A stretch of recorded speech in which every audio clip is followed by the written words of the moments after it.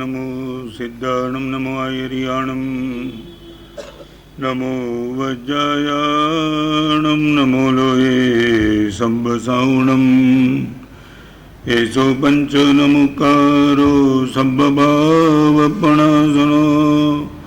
मंगलानं च समेस्य परमो वै मंगलम् नमो दुर्वाररागादिवेदिवार निवारिणे अर्हते योगीनाथाय महावीराय तायिने जय जगजीव जोनि मियाणो जगगुरु जगानंदो जगनो जगबंधु जय जगप्रिया मोह भयवं जय सुवर्णं बभवो तीर्थराणौ पश्चिमो जय जय गुरुलोगाणो जय महाभा महावीरो ओंकारं बिंदु संयुक्तं नित्यं ध्यायन्ति योगिनः कामदं मोक्षदं चैव ओंकाराय नमो नमः जय धरणेन्द्र नमं सिंह पौमा वै पमुनिसेव्य पाय ओम क्लीं ब्रह्मा सिद्धिं करेउ श्रीपास जगनाओ अज्ञानतिमिरान्धनं ज्ञानाञ्जन शलाकया नेत्रमुन्मीलितं येन तस्मै। क्या हुआ? मगर एंड तक पहुंचते पहुंचते वो उत्साह को बनाए रखना बहुत बड़ी चैलेंज है। वो कैसे हो जाए? जब तक शब्द लिखा है आ कार्य सिद्धे है, जब तक आपका लक्ष्य नजदीक ना आ जाए, आपकी मंजिल जब तक नजदीक आ ना जाए, तब तक आपके उत्साह को बनाए रखो। खंडित होता उत्साह आपकी आराधना साधना उपासना को खंडित करके ही रहेगी। इस संदर्भ में एक महत्व की बात आपको करना चाहता हूं। मुझे क्या बनना चाहिए ये परमात्मा की आज्ञा नहीं है, मुझे क्या करना चाहिए ये परमात्मा की आज्ञा है। रिपीट करना चाहता हूं, मुझे क्या बनना चाहिए वो 2 नंबर में सोचो, मुझे क्या करना चाहिए वो 1 नंबर में सोचो। मोक्ष में जाकर के मुझे सिद्ध बनना है फिर सोचो, पहले मुझे साधना करनी है। परमात्मा की बात बनने की नहीं है, करने की। और जैसे करते रहेंगे तो अपने आप से बन जाएंगे। यदि मैंने अच्छा खुराक लिया तो मेरा स्वास्थ्य अच्छा बनकर ही रहेगा। मुझे तंदुरुस्त बनना नहीं है वो प्रश्न नहीं है, मुझे तंदुरुस्ती डिस्टर्ब करे ऐसी कोई चीज पेट में डालनी नहीं, बस इतना तय करो, तंदुरुस्त आप बन जाएंगे। मैं आपको पूछना चाहता हूं कि जीवन में आपका गोल क्या है? What I would like to be या what I would like to do?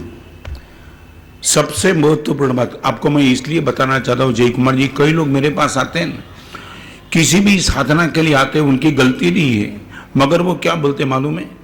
ये अठम तेला करने के पहले कुछ नया धर्म की शुरुआत करने के बाद बास्केट डलाने के लिए आते हैं ना, तो सीधा पूछ लेते 16 उपवास की भावना है गुरुदेव बास्केट डाल दो, मैं बास्केट डाल देता हूं, उसी टाइम पूछते महाराज से हो तो जाएगा ना? अरे बिगिनिंग कर, एक बास्केट डालने के बाद तेरा पुरुषार्थ तूने शुरू कर दिया, अभी भरोसा हो जाएगा, माने हमारी आंखों के सामने मार्ग नहीं मगर मंजिल आ जाती है। और इसलिए मैं आपको कहना चाहता हूं, तत्वार्थ सूत्र के 10 अध्याय है, प्रथम अध्याय और 10वां अध्याय। प्रथम अध्याय का प्रथम सूत्र मार्ग का है, 10वें अध्याय का प्रथम सूत्र मंजिल का है। सम्यक दर्शन ज्ञान चारित्राणि मोक्ष मार्ग है, प्रथम सूत्र का प्रथम अध्याय है, प्रथम अध्याय का प्रथम सूत्र। और 10वें अध्याय का प्रथम सूत्र है कृत्स्न कर्मक्षयो मोक्षः। मैं ये कहना चाहता हूं, पहले सूत्र में मार्ग की बातें और समाप्ति के सूत्र में मंजिल की बातें। हम पहले से मंजिल की बात करेंगे और मार्ग की उपेक्षा करेंगे, मे बी पॉसिबल हमारा उत्साह खत्म हो सकता है। तो आज आपको मैं इतना एक महत्वपूर्ण संदेश देना चाहता हूं। हम साधु बने न, दीक्षा जीवन लेने के बाद अभी हमारा एक ही प्रयास है कि परमात्मा की आज्ञा साधु जीवन में मुझे क्या क्या करने की है। तो ये करते रहते तो गारंटी के साथ आपको मालूम नहीं है, सीढ़ी चढ़ते रहो, टेरेस अपने आप आ जाएगा। मुझे टेरेस पे पहुंचना है, बात मत रखो, सीढ़ी चढ़ते चलो, आप सही मार्ग पे हो तो गारंटी के साथ टेरेस आकर ही रहने वाला है। इस सभा में बैठने वालों को पूछना चाहता हूं, पहले नंबर की बात पूछना चाहता हूं, आपको करने की इच्छा है कि बनने की इच्छा है? संसार के क्षेत्र में क्या होता है मालूम है, एमबीए बनना है ना, दिन के पहले वो पुरुषार्थ जबरदस्त करता है ना, पढ़ाई जबरदस्त करता है, ट्यूशन लेता है, टीवी देखने का छोड़ देता है। यदि करोड़पति बनना है तो धंधा में, बिजनेस में बड़ी कड़ी से कड़ी मेहनत करता है। समझे मैं क्या कहना चाहता हूं? श्रीमंत बनने के लिए उनके हाथ में एक ही चीज है। और एक दूसरी बात बताऊं, क्या बनना मेरे हाथ में नहीं है, क्या करना वही मेरे हाथ में। मेरे हाथ में क्या है? क्या बनना मेरे हाथ में नहीं है, क्या करना मेरे हाथ। तंदुरुस्त बनना मेरे हाथ में नहीं है, दवाई लेना मेरे हाथ में है। रोग आया शरीर में और मैं बार बार ये रिपीट करते चलूंगा, मुझे तंदुरुस्त बनना है, नहीं बन पाएंगे।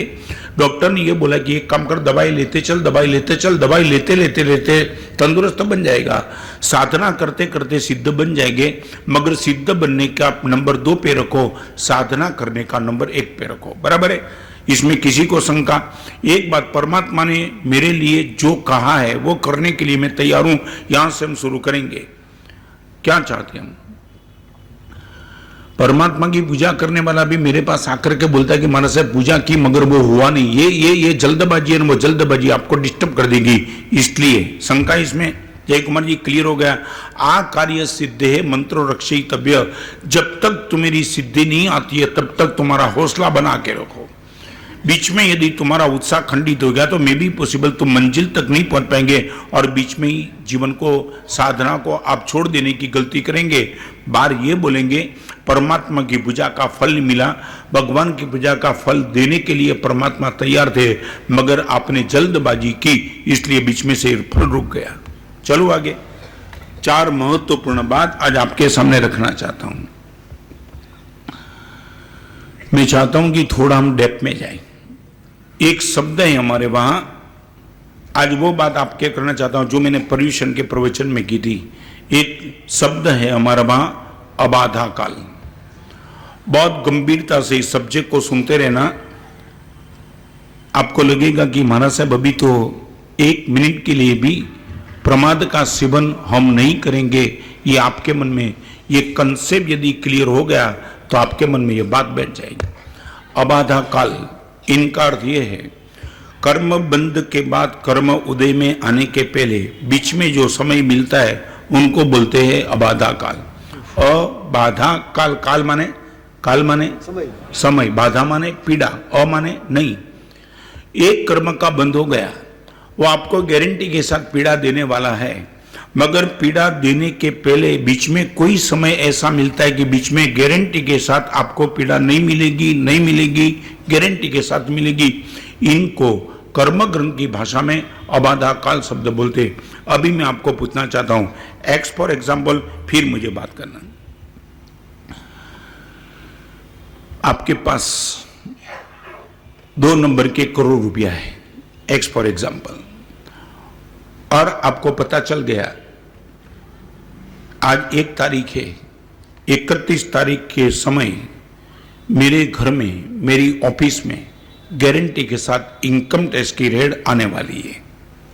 2 बात आपको पता चला कि 31 तारीख को आएगी ही, और दूसरी बात वो पता चला कि 31 तारीख पहले गारंटी के साथ नहीं आएगी। समझे मैं क्या कहना चाहता हूं? रेड आएगी मगर कब? 31 के पहले नहीं। अभी आपको पूछना चाहता हूं, 1 तारीख को आपको पता चल गया 31 तारीख को रेड आने वाली है, करोड़ का 2 नंबरी पैसा आपके पास है, तो मैं आपको पूछना चाहता हूं ये बीच में जो आपको 30 दिन का गैप मिला उसमें आप टीवी देखेंगे, वीडियो देखेंगे, घूमने के लिए निकलेंगे, क्या करेंगे? क्या नहीं, ये जिन शासन का जो पदार्थ है ना, तुम हिल जाएंगे। सच बोलो महावीर जी, क्या करेंगे? हाँ नहीं, बराबर क्या? हम महाराज साहब वो 30 दिन का जो गैप मिला है ना, वो 30 दिन में हम ऐसी व्यवस्था कर देंगे, पैसे की जो भी व्यवस्था करनी करेंगे ताकि 31 तारीख पर रेड आवे उनको कुछ नहीं मिले। समझ गए ना? ये क्या हुआ, ये क्या हुआ, 31 तारीख के पहले ये रेड नहीं आने वाली है। आपको बीच में जो समय मिला 30 दिन का, इनको कर्मग्रंथ की भाषा में अबाधा काल बोलते हैं। अभी मैं आपको बताना चाहता हूं, आपने कोई वल्गल पिक्चर देख लिया, इससे जो कर्मबंध हुआ, वो कर्मबंध में कर्म सत्ता ये कहती है कि ये उदय में आने के पहले गारंटी के साथ 500 साल तुझे मिलता है, 500 साल। आज का जो कर्मबंध हुआ, 500 साल के बाद गारंटी के साथ कर्म उदय में आएगा, मगर वो 500 साल के पहले वो कर्म उदय में नहीं आएगा, ये पता चला तो हम क्या करेंगे। कर्म गारंटी के साथ उदय में आने वाले हैं, मगर अभी उदय में नहीं वाले, वो भी पक्का, तो हम क्या करेंगे, बीच में जो मिला हुआ समय, वो समय में ऐसी धर्म प्रवृत्ति कर देंगे ताकि वो कर्म उदय में आवे ही नहीं। समझ गए? एक बात बताऊं, 31 तारीख पर आप सामने होकर के रेड वाले को फोन करो, आप आओ मैं तैयार बैठा हूं, क्या करेगा? हाँ, शायद नहीं आएगा, और आएगा तो चाय पीके जाएगा। बराबर है? जब आप उनको फोन करके बोलो कि आई एम रेडी, मैंने सब तैयारी कर दी है, आप आओ, मजे से आओ, और वो मे बी पॉसिबल करीबन तो आएगा ही, और आएगा तो भी उनको मालूम है कि जो आदमी सामने से बोलता है कि आ जाओ, तो उनके वहां मिलने वाला कुछ नहीं है, बात खत्म करो। मैं ये कहना चाहता हूं, पाप करने के बाद जब तक वो पाप कर्म का बंध उदय में नहीं आता है, तब तक बीच में यदि धर्म तुमने कर लिया तो पाप अपने आप से खत्म हो जाएगा। मैं जो कहना चाहता हूं समझ लेना, पाप करने के बाद जब तक वो दुख नहीं देता है, तब बीच में जो आपको गैप मिला, वो गैप में यदि आपने धर्म कर लिया तो मे बी पॉसिबल आपने किए हुए सब पाप अपने आप से खत्म हो सकते हैं, पाप की ताकत खत्म हो सकते हैं। तो अभी बताऊं, मैं और आप अभी मजे में बैठे न, ये मजे में हम बैठे न, इनका अर्थ इतना ही है, हम अभी अबाधा काल में बैठे हैं। निश्चित समझ लेना, मैंने और आपने अपने जीवन में बहुत पाप किए, सब कर्म उदय में आने वाले हैं, प्रश्न सिर्फ समय का है। मगर मुझे और आपको बीच में एक समय का गैप मिला है। मैं धर्म क्यों करता हूं? माना साहब, अबाधा काल का मुझे जो पीरियड मिला है ना बेनिफिट का, उसमें मैं इतना धर्म करते रहूंगा, इतने धर्म करते रहूंगा, 30 दिन में इतनी व्यवस्था कर दूंगा कि 2 नंबर के पैसे 1 नंबर में ट्रांसफर कर दूंगा। तो अबाधा काल जब तक वो कर्म उदय में नहीं आते, तब तक मैं धर्म इतना कर लूंगा, इतना कर लूंगा, अपने आप से पाप कर्म जो उदय में आकर के मुझे दुखी करने वाले थे, अपने आप से खत्म हो जाएंगे। रेल वाला मारने वाले लोग बोल के थोड़ा आता है, मगर एक पता है, मालूम पड़ गया कहीं से भी मालूम पड़ गया कि आपके वहां रेड आने वाली है, ये तो हो सकता है, मगर पूरे 8 कर्मों का नियम है, 8 कर्म का यूनिवर्सल ट्रूथ के कर्म बंद के बाद तुरंत उदय में नहीं आएंगे, बीच में आपको गैप मिलेगा गारंटी के साथ। चाहे आपने कितने भी गंदे पाप किए, मैं एक बात बताना चाहता हूं, ये सिर्फ पाप कर्म के लिए नहीं है, धर्म के लिए भी यही बात है। आपने परमात्मा की पूजा की, जम के परमात्मा की पूजा की, 2 करोड़ का तुमने डोनेशन दिया, और तुम ये समझ लेते हो कि 2 करोड़ को डोनेशन का जो पुण्य बंद हुआ वो तात्कालिक उदय में आ जाएगा। Not possible at all. 2 crore का डोनेशन देने के बाद वो भी पुण्य कर्म बंद हुआ, अबाधा काल बीच में मिला है, अबाधा काल मिला है। यदि अबाधा काल में तुमने कुछ गड़बड़ कर दी, तुमने क्या किया, दान करने के बाद निंदा कर दी, अरे मैंने ज्यादा दान कर दिया, नहीं किया होता तो अच्छा था, ये तुमने क्या किया, अबाधा काल का दुरुपयोग किया। रिपीट करना चाहता हूं, अबाधा काल का तुमने क्या किया, दान करने के बाद तुमने पश्चाताप किया, प्रवचन में जाने के बाद तुमने पश्चाताप किया, तब करने के बाद तुमने पश्चाताप किया, नहीं किया होता तो अच्छा था, ये तब करने से मेरी बाजार में मंदी आई, तेजी आई थी, तब के समय में ही तेजी आई। रिपीट करना, सच बताऊं, 16 उपवास का पचकान ले लिया और आकस्मिक बाजार में तेजी आई। 8 उपवास के बाद तुम्हारे शरीर की ताकत ऐसी नहीं थी कि तुम बाजार में जा सकते थे। समझे मैं क्या कहना चाहता हूं? 8 उपवास के बाद बाजार में जा नहीं सकते थे, 16 उपवास का पचकान हो गया, और उसी टाइम मैसेज आएगा बाजार में जबरदस्त तेजी है, आज 1-1 घंटा में 10-10 लाख रुपया मिल सकता है। यदि उसी टाइम तुमने मन में ये सोचा, एक साथ 16 उपवास का पचकान नहीं लिया होता तो अच्छा था, अबाधा काल तुम बिगाड़ दिया। समझे मैं क्या कहना चाहता हूं? जो बात धर्म के लिए वही बात पाप के लिए। यदि अबाधा काल में धर्म करने के बाद अबाधा काल का तुमने दुरुपयोग किया तो तुम्हारी हालत बिगड़ जाएगी, और पाप करने के बाद अबाधा काल का तुमने उपयोग किया, तुम्हारा जीवन धन्य बन जाएगा। हम क्या करते हैं? और इसलिए मैं आपको कहना चाहता हूं, धर्म करने के बाद कभी भी अबाधा काल में जब तक वो धर्म का फल उदय में ना आवे, कहीं भी निंदा, कुतली, आवेश, तिरस्कार, पश्चाताप का भाव कभी मत करना। Never never. मैंने जो दान दिया वो दे दिया, बस आनंदित हूं, जो भी हुआ सो मैं मजे में हूं, उनको मैं बिगाड़ना नहीं चाहता हूं। परमात्मा की पूजा की मैंने बहुत टॉप की। कई लोगों के मन में आता है भाव, कई लोगों के मन में दान करने के बाद, शील का पालन के बाद, तप करने के बाद, कोई अच्छा कार्य करने के बाद कई लोगों के मन में ऐसा आता है कि ये नहीं किया होता तो अच्छा था, ये अबाधा काल तुमने बिगाड़ दिया।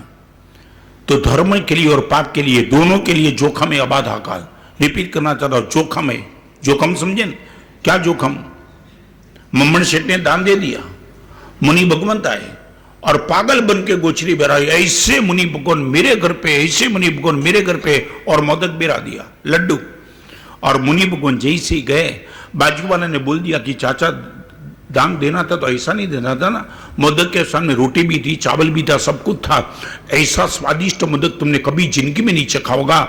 और ये मम्मन सेठ का जीव दान उल्लास से किया था, मगर फिर जो अबाधा काल का पीरियड मिला उसमें क्या सोचा मालूम है? जय कुमार क्या सोचा?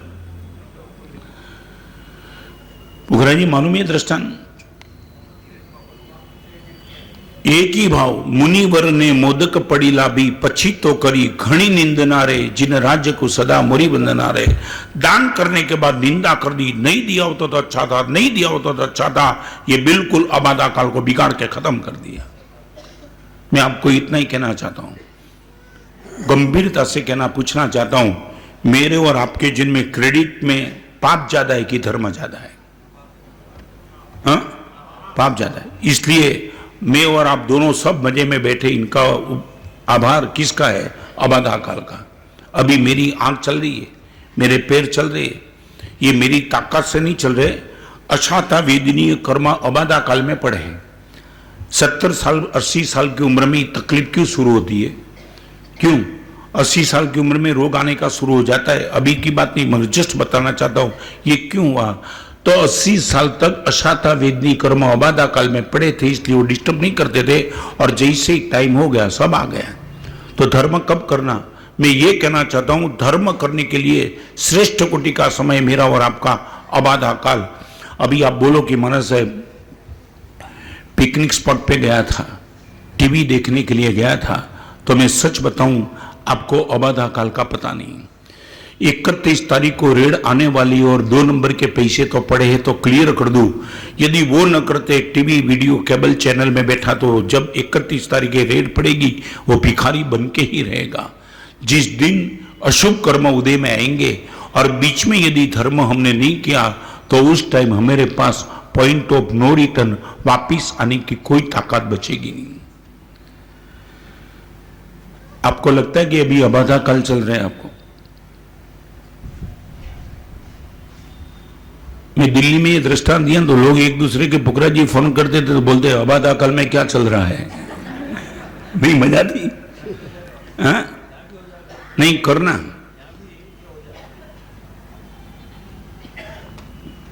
यदि ये डेप में चलता है तो माने अभी एक समाधान मिल गया, पाप करने के बाद भी दुख नहीं आ सकता है यदि अबाधा काल में तुमने धर्म शुरू कर दिया तो।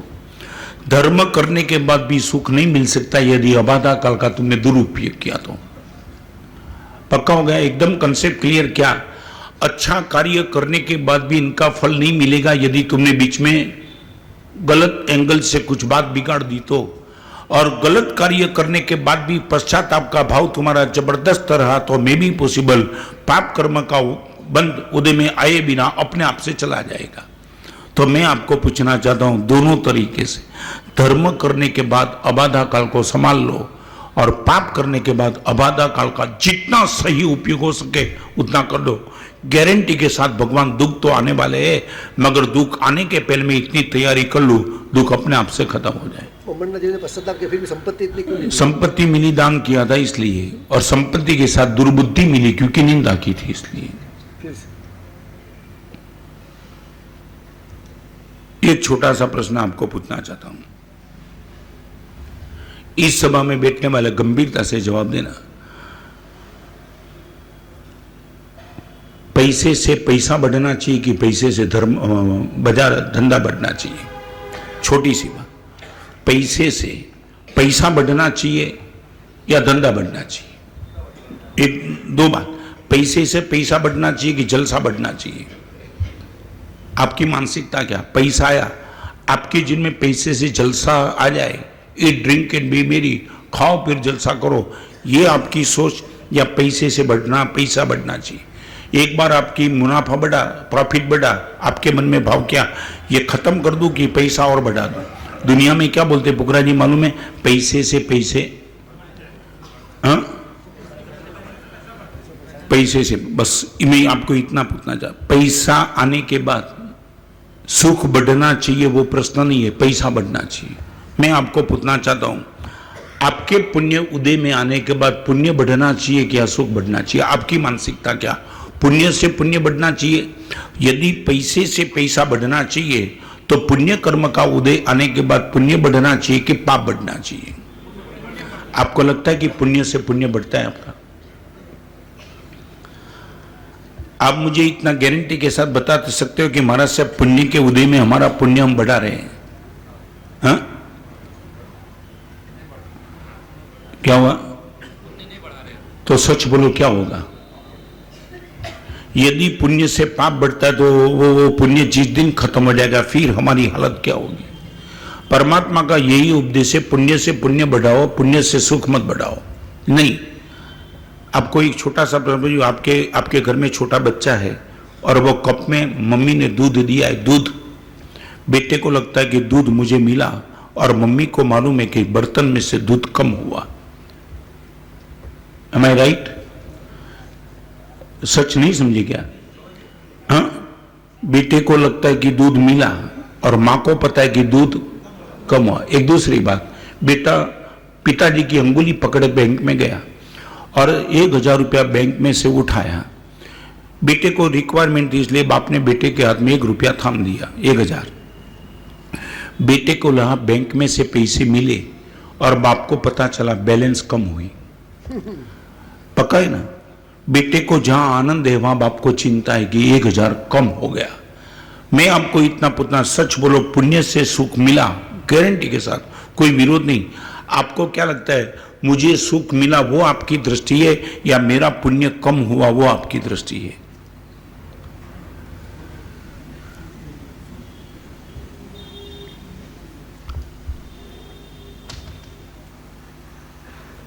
नहीं समझे?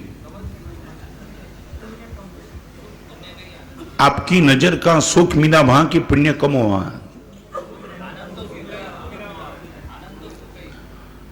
तो ये सुख कहां तक मिलेगा? मैं इतना कहूं, बार बार बैंक में से पैसा उठाते एक दिन तो ऐसा आ जाएगा ना कि बैंक में अकाउंट क्लोज, खत्म। तो मैं इतना पूछना चाहता हूं, पुण्य से यदि पुण्य नहीं बढ़ेगा और सुख ही बढ़ता रहेगा तो एक दिन ऐसा आएगा कि जहां सुख खत्म हो जाएगा आपका पुण्य बिल्कुल नील हो जाएगा। भगवान का यही उपदेश है कि पुण्य से जब सुख मिले तब तेरी आंखों के सामने रखना कि बैलेंस कम हो रही है, कम। आने वाले दिनों में मेरे पास पुण्य ही नहीं होगा, आंख कहाँ मिलेगी, पैर कहाँ मिलेगी, जबान कहाँ मिलेगी? ये जिनकी दृष्टि है, बस यहाँ बाप और बेटे की सोच में यहाँ ही फर्क है, धर्मी और पापी की सोच में यहाँ ही फर्क है। पापी ये कहता है पुण्य उदय में वहां तक सब मजा कर लो, और धर्मी ये कहता है पुण्य जब तक उदय में तब तक धर्म का कार्य करके पुण्य पक्का कर लो, नहीं तो आने वाले दिनों में हम दुखी बन जाएंगे। आपकी वर्तमान जीवन शैली क्या चलती है, पुण्य बढ़ाने की कि सुख भोगने की? कल क्या होगा? आपको चिंता, टेंशन, दुख कुछ नहीं?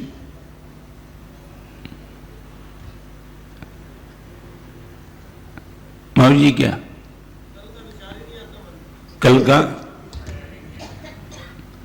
विचार नहीं आता? नहीं, सब विचार आते हैं, इसलिए तो एफडी रखी है। कल का विचार नहीं होता तो एफडी तूने थोड़ी बनाई होती। हाँ, ये दृष्टि कब आएगी मैं पूछना चाहता हूं। आज आप जो भी सुख मान रहे हो ना, आज आपके पास जो भी सुख है वो वर्तमान जीवन का नहीं है, गत जन्म का है, पक्का कर लो। इस जीवन में तुमने कुछ ऐसा नहीं किया कि तुम्हें सुख मिले, गत जन्म में कुछ जाने अजाने कर दिया है इसलिए आज सब कुछ मिला है। तो मैं ये पूछना चाहता हूं, हम साधु जन में क्यों आए? क्या जरूरत थी? घर बाजार बिल्कुल, परिवार अच्छा था, बिजनेस बराबर चल रहा था, जो मांगे वो घर में मिलता था, फिर भी ये कष्ट क्यों सहन किया? एक ही कारण कि पुण्य के उदय में पुण्य पक्का कर लो, पुण्य के उदय में सुख भी मिलेगा और पुण्य के उदय में पुण्य मजबूत भी कर सकेंगे। बस यही एंगल। पैसा मिला दान करके, पैसे को आपको मालूम नहीं है। सच बताऊं, तुम्हें तो रायपुर वाले कहां बैठे मालूम, जब भी मैं बताता हूं ये पहली बार सुन लिया। आपको मालूम नहीं, बताऊं, हमारे में एक शब्द लिखा है, संपत्ति को सुरक्षित रखने का सबसे श्रेष्ठ तरीका। बताऊं, मैं 2 प्रवचन रखूं, जाहिर प्रवचन। एक प्रवचन रखूं पैसा छोड़ने की कला, और एक प्रवचन रखूं पैसा बढ़ाने की कला।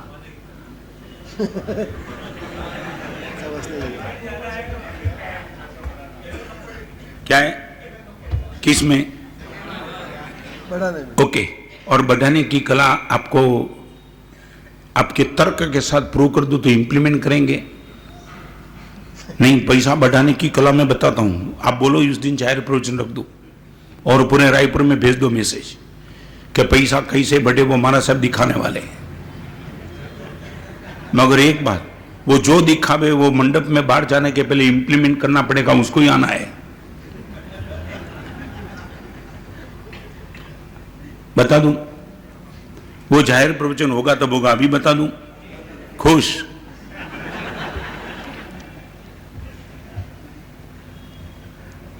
सिर्फ जानना है कि प्रैक्टिकल में लाना है? ओके। हमारे में एक शब्द लिखा है, उपार्जिता नाम अर्थानाम त्याग एव ही रक्षणम।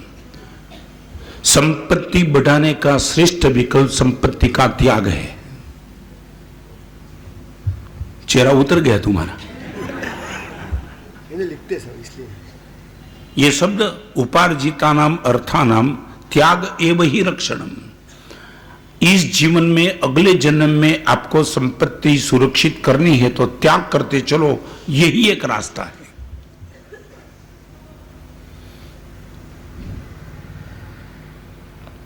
लॉजिकली बैठा नहीं बैठा तो मुझे रोको। लॉजिकली बैठा? हाँ हाँ, नहीं बैठा ना। अभी एक बात बताओ, सच बोलो, किसान के पास कोई बीज आता है, बीज उनको बढ़ाने का श्रेष्ठतम तरीका क्या? किसान बीज खाई जाए वो, कोठार में डाले वो, या जमीन में बो जाए वो? ओके। माने किसान के पास आने वाले बीज को यदि किसान बढ़ाना चाहता है तो अपने पास रखे तो बढ़ेगा, या जमीन में देगा तो बढ़ेगा? माने बीज को बढ़ाने की ताकत बीज के भोग में है कि बीज के त्याग में है? बैठ गया?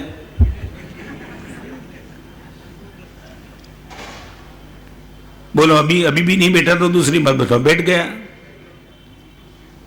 क्या हुआ? एकांत दो पक्का नहीं बैठा? सच बोलो, बीज को आप बर्तन में रखो तो बीज इतने ही रहेंगे, बीज को पेट में डाल दो तो बीज खत्म हो जाएंगे। बीज को बढ़ाने का श्रेष्ठ तरीका किसान बीज को जमीन को देता रहे, वही है, यही है। दूसरा कोई विकल्प नहीं। संसार के क्षेत्र में भी तजाओ, यही लॉजिक है किसी भी। और एक बात बताओ, सच बोलो, पैसे को बढ़ाने का तुम एफडी करते हो, इनका अर्थ क्या है? पैसे के रक्षित हो, पैसा बढ़ाते हो। और एक बात बताओ, सच बोलो, बैंक में पैसा जमा करते हो तो बैंक में पैसे 3 तरीके से जमा होता है, सेविंग, करंट एंड एफडी। फर्क क्या है? सेविंग में डालो तो भी क्या फर्क है, करंट में डालो, एफडी में, तीनों में फर्क क्या होता है?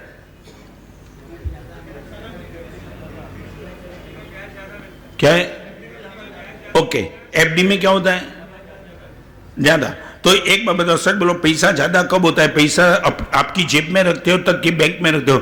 एक बात बताओ, आपकी जेब में पैसे रखे एफडी हुई कभी? हुई? कहां रखना पड़ता है? बैंक में। आपको ये तो पता है कि बैंक में भी पैसा रहेगा, मगर वहां एफडी डबल हो जाएगी। मेरी जेब में, मेरी तिजोरी में पैसा रहेगा, कुछ होने वाला नहीं। यही तो मार्ग है भगवान का। पैसे को बढ़ाने के लिए तुम बैंक में डालते हो, बीज को बढ़ाने के लिए किसान जमीन में डालते हैं। भगवान यही कहते हैं कि पुण्य को बढ़ाने के लिए तुझे पुण्य जब उदय में आता है तो धर्म में डालना पड़ेगा, अपने आप से पुण्य बढ़ते चलेगा।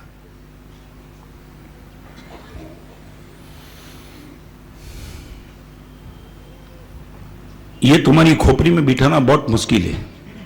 नहीं, हां बोलेंगे मगर बात तो वही करेंगे जो तुम चाहते हो। जय कुमार जी बोलो, शंका है तो पूछो। उपार्जिता नाम अर्था नाम, अर्थ माने संपत्ति, त्याग एव ही रक्षणम। जकार लिखा है। तुम संस्कृत कुछ पढ़े लिखे नहीं? त्याग एव एव एव शब्द माने चकार, त्याग वो ही रास्ता है, बाकी कोई रास्ता नहीं।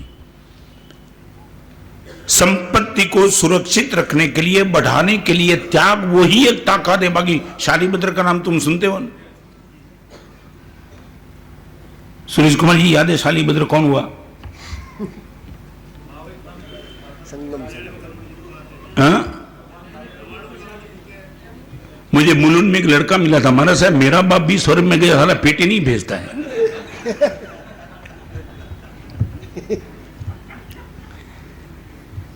शालीभद्र की तुमने पेटी याद है? शालीभद्र का दान तुम्हें याद है? जिंदगी में प्रथम बार खीर देखी थी, खीर, और मुनि भगवान गोचरी भेजने के लिए 8 साल की उम्र का बेटा गरीब रो रो के अपनी मां से खीर पाई थी, और मुनि भगवान आए और पूरी की पूरी खीर मुनि भगवान को पात्रा में बेरा दी। आपको 99 पेटी दिख रही है, यह त्याग शालीभद्र का नहीं, शालीभद्र का नहीं दिख रहा है। ये 99 पेटी की ताकत कहां से आई? त्याग में से। त्याग एव ही रक्षणम। जितना तुम्हें, एक बात बताओ, गुजराती में एक बहुत बढ़िया शब्द है, कभी कोई वाक्य होता है ना, वो गुजराती में बोलना पड़ता है, हिंदी में जमता नहीं है। गुजराती का वो कोटेशन है, राख्यू ते राख थयु, आप्यू ते आपणु थयु।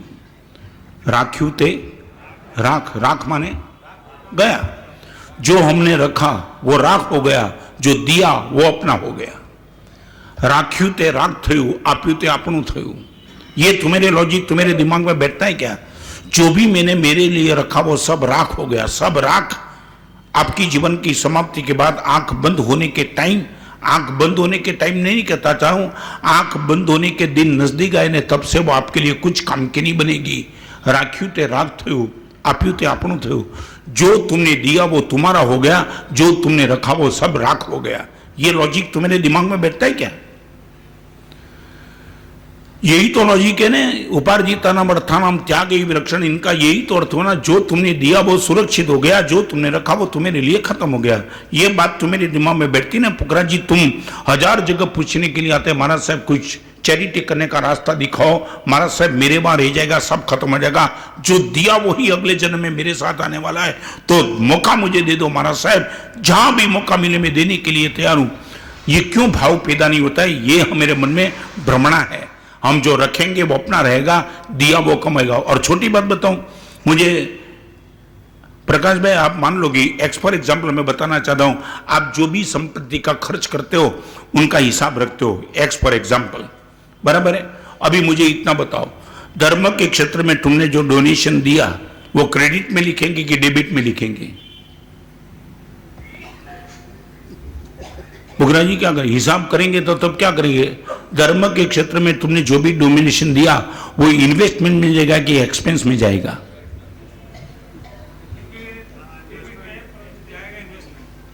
क्या गप्पा मारते हो यार, अभी इतने प्रवचन के बाद तो सच बोलो यार। मुझे इतना बताओ, तुमने धर्म क्षेत्र में 1 लाख का डोनेशन दिया, वो एक्सपेंस है कि इन्वेस्टमेंट है? What you believe? मजा से मत करना, हृदय से नाभि से आवाज बोलो, पैसा दान देने में कम होता है कि सुरक्षित होता है? आपकी मानसिकता क्या है? बस हो गया पूरा। नहीं, यही तुम्हारी मानसिकता, तुम्हें निश्चित तौर से लगता है कि महाराज साहब 1 लाख डोनेशन दिया, दैट मीन्स मेरी बैलेंस कम हो गई। तुमने कभी नहीं लगा कि महाराज साहब बैलेंस सुरक्षित बन गई। तुमने कभी किसान को खेत में देखा है बीज बोने? तो तुमने देखा है कभी? छत्तीसगढ़ में देखा है? हम तो विहार करके घूमते घूमते आते हैं ना, और कभी कभी फसल का टाइम होता है ना, किसान जब बीज बोता है ना, मैंने खुद ने देखा है, वो किसान जब बीज बोता है ना, हाथ में बीज लेकर के ऐसे छिड़कता है, और संगीत और नृत्य के साथ, तुमने देखा है, गीत गाते गाते इतना मजे में। अरे उनको तुम पूछो यार, तेरे हाथ में इतना सशक्त बीज है, तू जमीन को दे रहा है और इतना पागल बन के क्यों दे रहा है? तो एक छोटे से किसान के मन में भी भाव है, महाराज साहब मैं जमीन में बीज को निरर्थक फेंकता नहीं हूं, मुझे मालूम है इसी जमीन को देने के बाद मैं लाखों करोड़ों रुपए का मालिक बन सकता हूं, और जब लाखों करोड़ों का मालिक जमीन बनाती है तब मैं रोते रोते क्यों दूंगा, हंसते हंसते दान दूंगा। एक किसान की श्रद्धा जमीन पर है, हमारी श्रद्धा परमात्मा पर नहीं है। हम दान देते भी है तो मजबूरी से देते, आनंद से कहां दिया? इस साल तो दिया आनंद से। नहीं नहीं, वो दिया नहीं, मैं ये तो मेरे फेवर में। आनंद से दिए। माने मैं तो मेरे ओपस में हूं।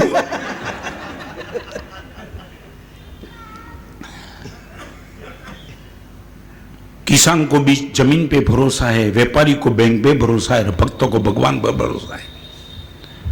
जिस दिन तुम्हारी मानसिकता मैंने गुरुदेव नॉट एक्सपेंस बस इन्वेस्टमेंट, इस दिन से तुम्हारी पूरी मानसिकता बदल जाएगी। इन्वेस्टमेंट जानबूझ करके बहुत कम अपने पास रख करके वो छोड़ देता है, क्योंकि इन्वेस्ट करता है, उनको मालूम है। और एक दूसरी बात बताऊं, किसान ने कितनी भी श्रद्धा के साथ जमीन को बीज दिया हो, मगर सूखा होगा तो बीज फैल जाएगा। बैंक में पैसा किसी भी श्रद्धा के साथ दिया, मगर बैंक उठ गई, आपका पैसा बेकार जाएगा। मैं इतना ही कहूंगा कि जमीन ने कभी भी किसान को धोखा दिया है, बैंक ने व्यापारी को कभी भी तो धोखा दिया है, मगर धर्म ने कभी किसी को धोखा नहीं दिया है, कभी नहीं, किसी को भी नहीं। तुमने 1 रुपया दिया, सामने तुम्हें मिलेगा, वो कल्पना बार। मैं ये नहीं कहता हूं कि पैसा बढ़ाने के लिए तुम दान करो, मगर आपकी मानसिकता क्या, एक्सपेंस के इंटरेस्ट, इन्वेस्टमेंट, ये क्यों नहीं बनती? मुझे आप थोड़ा लॉजिकली बताओ कि इतने दिनों के बाद इन्वेस्टमेंट की श्रद्धा क्यों नहीं बनती है?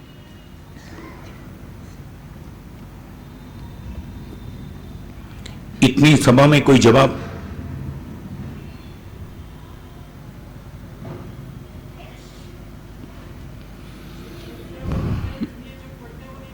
क्या है? एक बात बताऊं, तू भोजन लेता है ना, वो दिखता है, ऑक्सीजन किसी को नहीं दिखता है। क्या है? मैं ये कहना चाहता हूं, जो दिखता है वही हम यदि मानेंगे तो हमें जेल में जाना पड़ेगा या तो मेंटल हॉस्पिटल में जाना पड़ेगा। मैं 3 चीज बताऊं आपको। आपको ऑक्सीजन नहीं दिखता है, आपकी इज्जत दिखती है। कई लोग मुझे बोलते हैं महाराज साहब बाजार में मेरी इज्जत है। कौन सी चीज है इज्जत? महावीर जी क्या नहीं, इज्जत माने क्या? क्या मगर वो दिखती है तो वो इज्जत के लिए मरते हो तुम? मुझे बताओ ना। और एक बात बताओ, सच बोलो, शरीर में अंदर खून बहता है, वो दिखता है तुम्हें? खून यदि रुक गया तो मामला पूरा। तो जो खून अंदर चलता है वो दिखता नहीं, फिर वो मानने के लिए तैयार। जो इज्जत नाम की चीज हमें देखे नहीं, वो मानने के लिए तैयार। जिस ऑक्सीजन से हमारा जीवन चलता है वो नहीं दिखता है, फिर मानने के लिए तैयार। धर्म के क्षेत्र में हम इतने कम पड़े, इतने कम, जिनका कोई हिसाब नहीं। मैं बताऊं, तुम्हारी ताकत वो होनी चाहिए। यहां की पुखरा जी गलत नहीं लगेगा तो बोलूं, मैं कोई अटैक नहीं करता हूं, मगर मैंने जो ऐसा संघ देखा है, सूरत में संजय भाई डॉक्टर आए थे ना, एक अठवाले संघ है, मैं चातुर्मास वहां किया। इतनी अच्छी मुझे एक आनंद और व्यवस्था का इतना आनंद आया जबरदस्त कि जिनका कोई हिसाब नहीं। क्या एक शालीन था, क्या एक व्यवस्था। वहां 7 और 9 ट्रस्टी है, जो भी है, संख्या की बात नहीं। और कभी कभी बाहर से कोई चंदा इकट्ठा कराने के लिए आए। रिक्वायरमेंट क्या है भाई? हमारा सब 1 लाख रुपया चाहिए, 1 लाख रुपये में मेरा काम हो जाता है।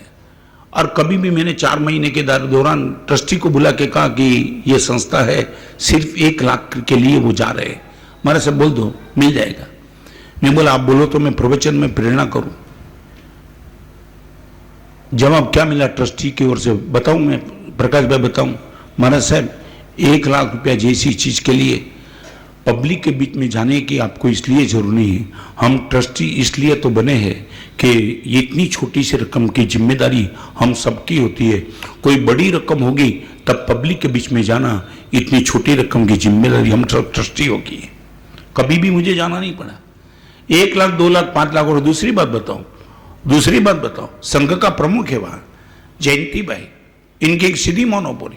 यदि मैं अमेरिका, इजराइल कहीं भी गया हूं, इनका डायमंड का काम है, तो उस दिन से, जिस दिन उनको प्रमुख बनाया, उस दिन से उनकी एक बात थी कि मैं कहीं भी चले जाऊं, मगर संघ में किसी भी मुनि भगवान की किसी भी प्रेरणा से कोई चंदा इकट्ठा करने की बात हो तो आप एक काम करना, 50 लाख का चंदा इकट्ठा करना, 5 करोड़ का इकट्ठा करना है, तो संघ के प्रमुख की हैसियत से मेरा नाम सबसे पहले जिस फिगर में उचित लगे वो फिगर मुझे पूछे बिना भी लिखा देना। यदि वो फिगर में लिखाने के लिए तैयार हूं तो ही मैं प्रेसिडेंट रह सकता हूं, बाकी प्रेसिडेंट लेने का मुझे राइट नहीं है। ये ताकत पूछना नहीं किसी को। 1 करोड़ का फंड एक आपको लगता है कि ट्रस्टी के 5 लाख रुपया होना चाहिए, तो विदाउट मुझे पूछे इंटर इजराइल फंड किए बिना मेरा 5 लाख लिख देना और आकर के बोल देना कि जिंदगी में आपका 5 लाख लिखा है, मैं प्रसन्नता से दे दूंगा। ये ताकत।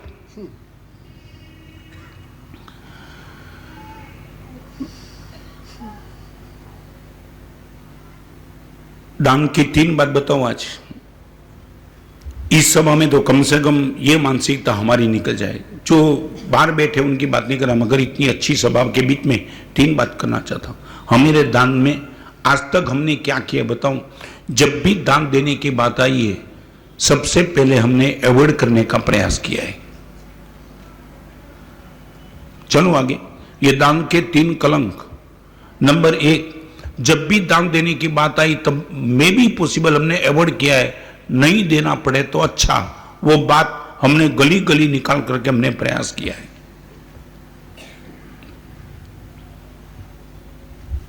एवरेज बताता हूं, हमेश के लिए नहीं, सुसुले में बराबर है ना। दान के पहले नंबर का कलंक, हो सके वहां तक दान नहीं देना पड़े तो अच्छा, वो हमने रास्ता निकाला है। नंबर 2, देना ही पड़ा है तो हमारी शक्ति से हमने कम ही दिया है।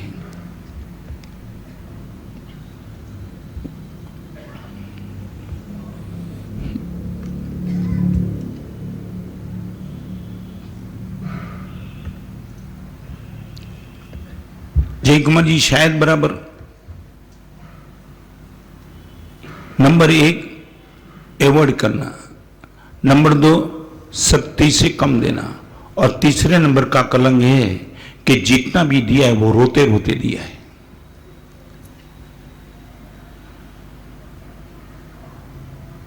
तीनों सही।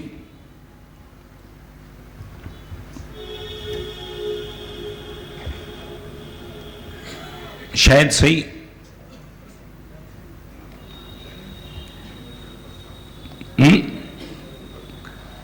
शायद मैं एवरेज बोलता हूं। नहीं देना पड़े तो अच्छा, देना पड़े तो कम दो, और जो भी दो वो रोते रोते दो। अब एक कम करना ना, जिस रास्ते से गुजरते उस रास्ते से रोज एक भिखारी को 1 रुपया आप देते हो, शायद एक्स फॉर एग्जाम्पल मैं बताना, आप इतना बोल सकते हो कि इसी रास्ते से गुजरते वक्त तेरे सामने देखना मैं भूल गया तो भिखारी को बोल दिया कि रोज 1 रुपया मेरे से मांग लेना।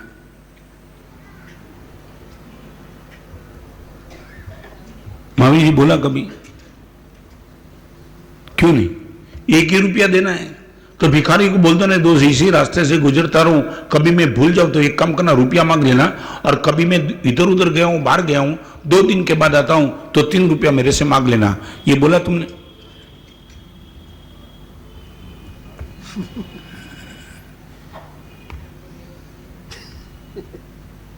₹30 1 महीने का।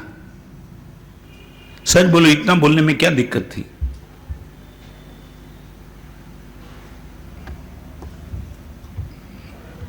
क्या है? क्या तकादा क्या करेगा? लाओ 30 रुपया।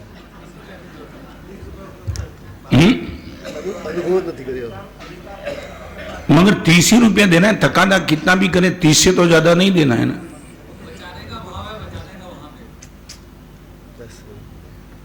माने 30 रुपये के दान में, 1 महीने के 30 रुपीज के दान में भी हम मन के साथ कितनी चोरी करते। और एक बात बताऊं, ये 3 कलंक से दूषित दान का फल भी ऐसा ही मिलेगा। जो रोते रहते दिया, शक्ति से कम दिया हुआ, अवॉइड करने का प्रयास किया। बीच में एक प्रश्न पूछ लूं, मजा आ जाएगी। कितने रुपए पे इनकम टैक्स नहीं लगता है? मुझे मालूम नहीं इसलिए पूछ रहा हूं। हाँ, माने 1 साल की 2 लाख की इनकम हो तो 1 भी रुपया टैक्स नहीं भरना पड़े। अभी मुझे बताओ, मैं आपको एक आशीर्वाद दूं कि जीवन में तेरे वहां इनकम टैक्स वाला आवे नहीं, इतना ही रुपया मेरे आशीर्वाद से बन जाए, वो आपको मान्य है? या इनकम टैक्स की रेड आवे ऐसा रुपया आपको मान्य है? नहीं समझे तुम? वगैरह जी क्या माने? दो में से एक, या तो इतना रुपया रखो इनकम टैक्स वाले कभी आवे नहीं। आप ये बोलते हो, अरे मुंबई में मालूम है मैंने ऐसे लड़के देखे, वो बढ़ा चढ़ा के बात करते, अपने वहां 5 बार आ गए थे मेहमान। मेहमान समझे ना? ये कॉलर टाइट करके बात करता है, तेरे वहां कितनी बार आए? 3 बार, अपने वहां 5 बार आए थे। माने आप समझे नहीं मैं जो कहना चाहता हूं? इनकम टैक्स की रेड अपने घर पे आवे उनको भी गुडविल मानने वाले हैं लोग। हाँ 100%। मान रायपुर में भी यही है, मैं तो समझा बंबई में ही ऐसा होगा। हवा आ गई, हवा आ गई नहीं, तुम्हारी हवा ही बंबई पहुंची लगती है। माने ये तकलीफ, मेरे घर में कभी भी इनकम टैक्स की रेड ना आवे ऐसी आपकी इच्छा नहीं है। रेड तो आनी चाहिए, इतना रुपया मेरे पास होनी चाहिए। तो मैं अहमदाबाद के जाहिर प्रवचन में एक लड़के ने मुझे प्रश्न पूछा, इनका जवाब पूरी पब्लिक सन्न हो गई थी। एक आदमी ने मुझे ऐसा पूछा, महाराज साहब धर्मी के जीवन में ही दुख क्यों आते हैं? मैं बोला इसलिए कि श्रीमंत के वहां ही रेड आती है, धर्मी के वहां ही दुख आएगा। रेड गरीब के वहां कभी जाती नहीं, रेड आती है तो अमीर के वहां जाती है। तो दुख पापी के जीवन में क्या आएगा? आएगा तो धर्मी के जीवन में आएगा, क्योंकि एक ताकत लेकर के बैठा है। जिस दिन आपके मन में यह भाव बन जाएगा, महाराज एक बात बताऊं, आज तो मैं दान की 3 मामूली कंडीशन बताई। हमारे वहां दान के 5 दूषण और 5 भूषण बताए। 5 भूषण आभूषण। मैं आपको पूछना चाहता हूं, शरीर पे चमड़ी भी है, शरीर पे वस्त्र भी है और शरीर पे अलंकार भी है। चमड़ी न हो और वस्त्र हो बेकार लगेगा, वस्त्र न हो और अलंकार हो तो भी बेकार लगेगा। वस्त्र चमड़ी भी चाहिए, वस्त्र भी चाहिए और अलंकार भी चाहिए। आपके पास दान भी चाहिए, दान के 5 भूषण बताए। आप 1 रुपये का डोनेशन दो, मगर इस भूषण के साथ तुम दो तो मेरे दान 1 रुपया करोड़ में चलेगा। ऐसी ताकत आपके दान में पड़ी है।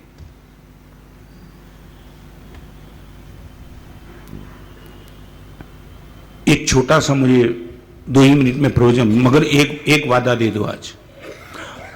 महाराज साहब जो भी धर्म करेंगे ही ना, वो तो महाराज साहब मुस्कान के साथ ही करेंगे, वो रोता रोता नहीं करेंगे। इतना तो कर दो, समझे? नहीं 1 रुपया भिखारी मान लो कि पीछे पड़ा है। आप बोलो कि महाराज साहब जब रुपया मैं दूंगा ना, मुस्कान के साथ ही दूंगा, फिर रोते रोते नहीं दूंगा।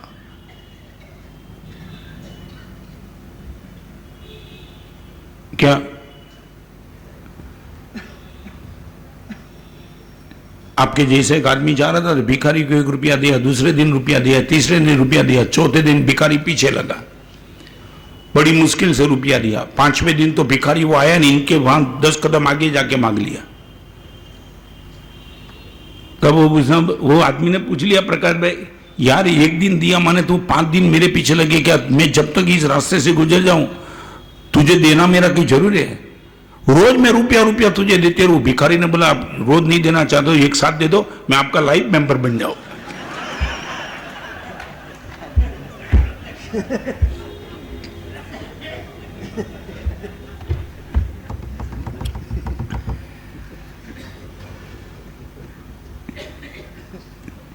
सच बताऊं, नीति वाक्य अमृत ग्रंथ जो कोटेशन लेके आए ना, जीवन का हमारा अरमान खत्म कर दे। हमें बता दे कि बाप रे बाप इतनी चीज आकार्य सिद्ध मंत्रो रक्षितव्य। जब तक धर्म का फल न मिले तब तक उत्साह का हौसला तेरा बना रखना, बीच में गड़बड़ मत करना। मैं भी पॉसिबल साधु जीवन है। 1 मिनट के लिए भी मन में भाव आ गया मैं जल्दबाजी करके दीक्षा नहीं ली होती तो अच्छे था, गया काम से, पूरी जिंदगी साधु जीवन का पालन करेगा, मगर बीच में फल को तोड़ दिया उसने। हो सकता है 28 करने के बाद 5वें दिन तबियत बिगड़ी, तुम ये सोचो नहीं की होती तो अच्छा नहीं, अरे तुमने कर ही दी, करना ही है, अभी ये बात मत सोचो, अगली 28 आने के पहले सोच लेना कि करूं कि ना करूं। मगर जो 28 का पचकान हो चुका है, तुम करने के लिए तैयार हो चुके, उसके लिए पश्चाताप का भाव मत करो। अबाधा काल का तुम दुरुपयोग कर रहे हो गया पक्का? क्या पाप करने के बाद अबाधा काल में जितना हो सके उतना पश्चाताप करते रहना, धर्म करते रहना, पाप की ताकत खत्म हो जाएगी। धर्म करने के बाद उत्साह को खंडित मत करना, अनुमोदना छोड़ मत देना, निंदा मत करना। धर्म की ताकत आप अखंडित रख पाएंगे। पुण्य उदय में आने के पहले भी बीच में समय मिलेगा और पाप उदय में आने के पहले भी बीच में समय मिलेगा। अबाधा काल इज द न्यूट्रल। वो धर्म के लिए भी इतनी ताकत रखता है जितनी ताकत पाप के लिए रखता है। आपकी मैदान में गेंद आ चुकी है, कैसे खेलना वह आपको तय करना है। बताऊं, आप इतना पक्का कर देना, अभी तक जीवन में जो भी धर्म किया है, याद करते करते बहुत अनुमोदना करो। उस दिन अच्छा हुआ, इस सभा में बैठे थे, किसी ने प्रोत्साहित कर दिया, आप 1 लाख से आगे बोलना नहीं चाहते थे, एक बाजू में आया दोस्त, बोल देने यार, बोल देने, मैं कहता हूं बोल देने, 1.25 लाख रुपया बोल दिया। बाहर जाकर के उनको घर पे फोन करके मत करना यार दोस्त तूने बोल दिया इसलिए 25,000 मुझे बढ़ाना पड़ा। नहीं, तुम बढ़ गए हो, दिया ही है ना, अभी अनुमोदना करो। अभी आप एक बात, 1.25 लाख दे तो देना है, तुम देने वाले भी हो, तो अभी निंदा क्यों करते हो? अभी उनको फोन करके क्यों बोल दिया यार सभा के बीच में मेरे सामने आया, मैं खींच गया, 25,000 ज्यादा देना पड़ा। तुम दे ही रहे हो, दे ही दिया, तो आप इतना बोलो, उनको बोल देना दोस्त सभा के बीच में तू मेरे पास आया, ऐसी मेरी आर्थिक व्यवस्था न होने के बावजूद भी तेरी आंखों की शर्म से इस टाइम 1.25 लाख मैं बोल दिया, दे दिया। मगर एक बात बताऊं, अभी सभा के बीच में आगे आने वाले दिनों में मुझे सभा के बीच में आकर के मुझे शर्म में मत डालना। आगे के लिए तुम सोचो, मगर जो धर्म किया है उनकी अनुमोदना ही करो, उनकी निंदा मत करो। निंदा करने के बाद 1.25 लाख का डोनेशन देने के बावजूद भी तुम हार जाएंगे, क्योंकि अबाधा काल का तुमने दुरुपयोग किया। हम बोल सकते कि अभी अबाधा काल हमारा है। महाराज साहब 2 घंटे परमात्मा की पूजा करता था, कल से 4 घंटा करूंगा। एक ही सामयिक करता था, महाराज साहब 3 सामयिक करूंगा। 5,000 का डोनेशन देता था महाराज साहब, खींच के भी 7,000 तक जाऊंगा, क्योंकि अबाधा काल मिला है। महाराज साहब सब एंट्री में क्लियर करना चाहता हूं, रिपीट करना चाहता हूं, पाप की हर एंट्री अबाधा काल में क्लियर करने का भगवान ने तुम्हें और मुझे मौका दिया है। हम साधु भगवान पागल बन जाते दानशील तप और भाव में, साधना में। एक ही कारण, जब तक अबाधा काल हाथ में है तब तक काम कर लो। जिस दिन वो कर्म उदय में आएंगे अपने हाथ में कुछ नहीं होगा।